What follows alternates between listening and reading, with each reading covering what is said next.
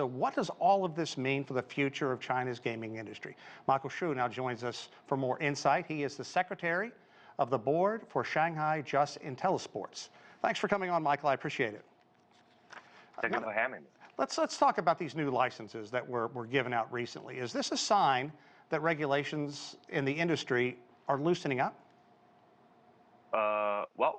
Before we get into that, we need to understand what the regulations are. The regulations on the video game publishing are a set of procedures that the game publishers have to go through, or the permits that the companies have to acquire before they get the licenses for the individual games to go to market. This includes the cultural permits, the internet content provider permits, and etc. And each game would require a separate license. So those regulations have always been there, but it was not until 2018 that the number of game licenses were significantly reduced. Gotcha. To put things in perspective, so it actually was in the 9,000s, and this year it's only in the 300s. So wow. It's still a little bit premature, to arrive at a conclusion that regulations are significantly loosened. That's a great answer. Thank you. Now, which games and companies are doing well in China at the moment?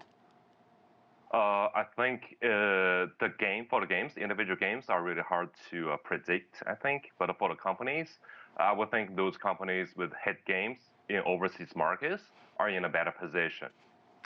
Now, in other gaming-related news, Activision, Blizzard, and China's NetEase ending their partnership. Kind of give us some history on that and what you think it's going to mean for some of the wildly popular games globally, such as the World of Warcraft. That's been in the news for quite several days. I think for the international gaming companies, traditionally they have always had to work with a domestic partner, and because of the regulations and everything, the growth of the industry sort of flattened in recent years, and that's probably the reason why they parted ways. But I think domestically, the existing incumbents are still profiting, even though the growth sort of flattened. So there's still opportunity for them to put into more resources in order to improve their profitability.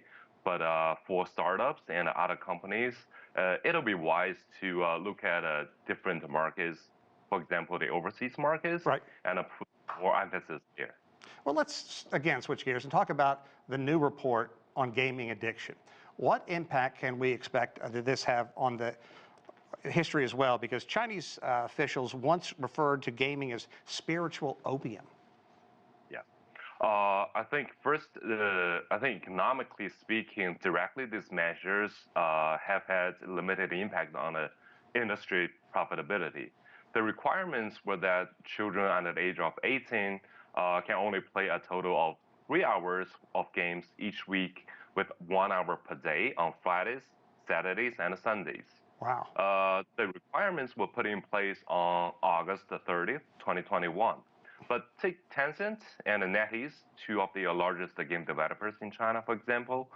Both companies' profits actually rose in the fourth quarter in 2021, even though the number of hours spent online by children dropped by over 80%. So this could either mean that children were never the main contributor to the company bottom line, or that the requirements somehow failed to work, i.e. some parents were lending their equipment, like their phones, their computers, to the kids. Right. But yeah, indirectly, I think this is one of the main reasons that regulations were tightened up in the first place, and that has had a major impact to the industry economically. Yeah, and Michael, to pick up on what we're talking about as well, Chinese officials are blaming incessant activity with games for poor concentration, sleep disorders, mental health issues. This is very serious, and kids are kids no matter what country you're in. And I can tell you that if kids in the U.S. were limited to 40 minutes a day, they'd find a way to get around it. Does that happen in China?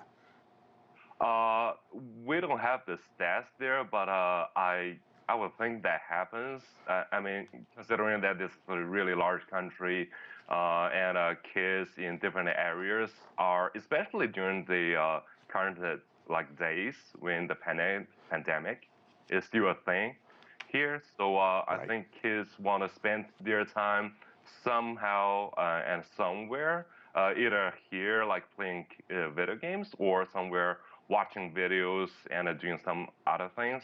I think it's not like it's better to channel their energy to some of the right Right. positions. For example, sports Sure. and even virtual sports. I would argue uh, uh, rowing and everything like that, where they can be combined virtually to compete, and they can, while they were playing, they can also enhance their physicality and their teamwork as well. Good answer. Michael Shu, thank you so much. We certainly appreciate your time and your insight.